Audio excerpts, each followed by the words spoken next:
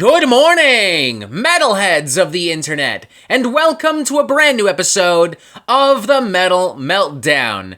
Today, we're talking about experimental, baroque, classical, opera-infused black metal, about BDSM and sexual liberation and hot goth German dummy mommies, and believe it or not, that's not even a little bit of an exaggeration. I am not joking. I'm not messing around. That is actually what we are talking about today. Is this what I expected to be talking about on 420 of all days? Absolutely not. Of course not. That's a stupid question. Why would you ask such a stupid question? How do I even pronounce this? Weibermacht. Weibermacht. Weibermacht. Weibermacht. Weibermacht. Fiber? Like fiber?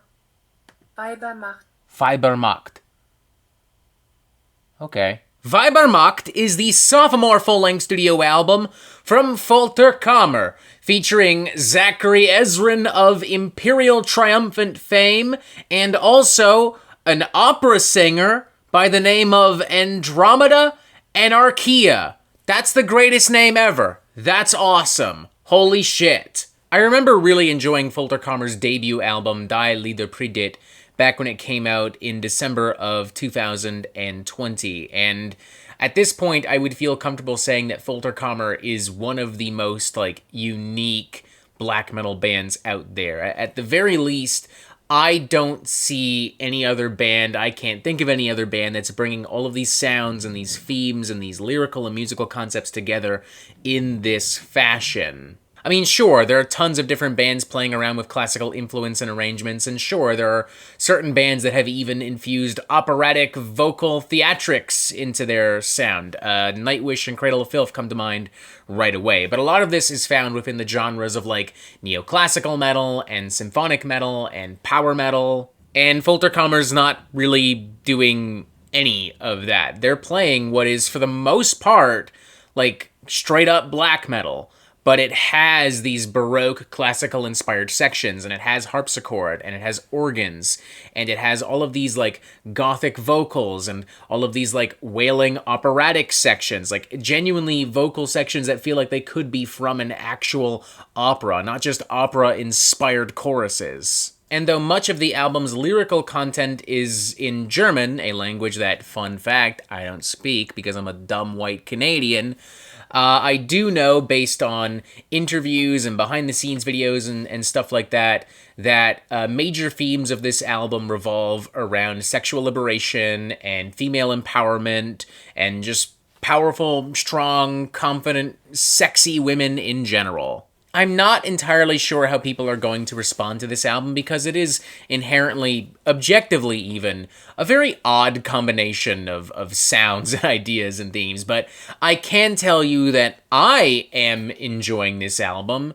and I would happily make an argument for this being one of the most unique black metal albums of 2024. I think that this improves on a lot of stuff that the debut did really well. It sharpens the sound and refines the production, and it indulges in more opera and classical elements. You've got Anno Domina, which throws in some incredible opera vocals, heavenly choral vocals, harpsichord, and even the literal crack of a literal whip on top of murky, cold, harrowing, grim, sinister black metal. When all the different, vocal elements and dynamics kind of, merge together and are piled on top of this, crescending black metal assault, it's genuinely pretty powerful stuff. Then there's Lek Mik, which in very dramatic and visceral fashion constantly transitions back and forth from this more mid-paced kind of heavy metal, black metal with operatic vocals to these assaults of full-blown, old-school, underground black metal darkness and brutality. There's some short but sweet little section with some isolated organs which does a really good job at making this feel really creepy and malevolent, and I love that that paves the way for some very simplistic melodic guitar leads that just kind of cut through the chaos and the noise. I'm really loving the very sexy and mysterious introduction to Die Unterwerfung as well, with the very rustic acoustic guitar and that very sensual German spoken word, then transitioning into an avalanche, I would say, of dark, emotionally charged black metal and some of the best opera vocals I've ever heard on, like, a metal album. Like, this is where Andromeda really shines. There are some beautiful, mesmerizing harmonies here, some beautiful runs and rolls. Like, literally masterclass opera vocal work and technique, the kind of shit you would hear in, like, an actual opera that you would pay to go see. And the fact that this is contrasted with, like, these wailing, sinister, ghoulish, like, cackling gutturals that you can kind of hear in the background, almost like voices of the damned. Like, it's a really cool effect. Out of everything here, though, Algo Lagnia wins the award for being the most, like, totally unhinged and deranged and brutal cut. I mean, you have this really, like, dark, ritualistic black metal with pounding, thunderous drums and greasy bass lines and, like, classic black metal tremolo riffage, and also all of these, like, crazy vocal dynamics. Like, you have screaming vocals, and you have mumbling vocals, and, like, classic black metal gutturals, and you also have these kind of, like, spoken word ramblings and rantings. It's as if Andromeda has turned into, like, a mad priest frothing at the mouth. And the total transformation of Venus in Furs, originally from the Velvet Underground, is remarkable as well. As far as I'm concerned, this is not a cover song. This is Folterkammer's song. They've just totally made it their own. They own this now. This is just as much theirs as it is the Velvet Underground's. I love the slow-paced grooves. I love that, like, droning, feedback-heavy guitar.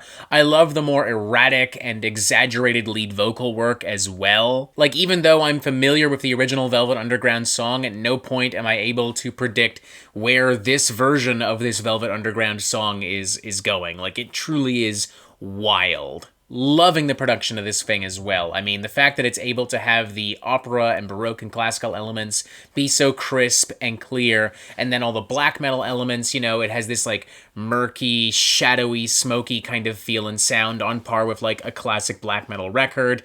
That's awesome. The balance here is awesome. This record has so much body and depth to it. I do think there are a few moments here and there where I feel like the guitars would benefit from having a little bit more muscle, but overall I'm not complaining. I'm actually feeling a 4 to 5 on this. I really enjoyed this record. I think it's a great record. Again, I would argue one of the weirdest and most unique black metal records I've heard so far this year. And I think if you're looking for something totally brand new from black metal, boom, you found it, this is it. Now, I know that opera can be a bit of an acquired taste. It's by no means the most popular genre of music, and I imagine especially people might be a little turned off by the idea of opera and black metal being really together. And if you happen to be one of those people, I don't know, maybe listen to a single and then see how you feel, but I honestly would still recommend it regardless, just because there isn't really anything else that looks or sounds quite like this.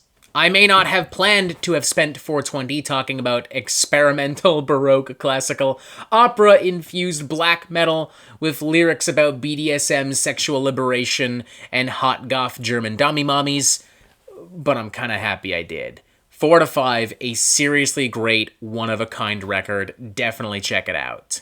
And that is it for the Metal Meltdown. I'm not an expert, nor do I claim to be. So what do you think? Do you like this record? Do you not like this record? And what do you want to hear from me next? And thank you for watching. Make sure you press subscribe right here so you get updates on the Metal Meltdown fucking immediately. Look, there's even more videos here. And as always, you have yourself a fantastic fucking day.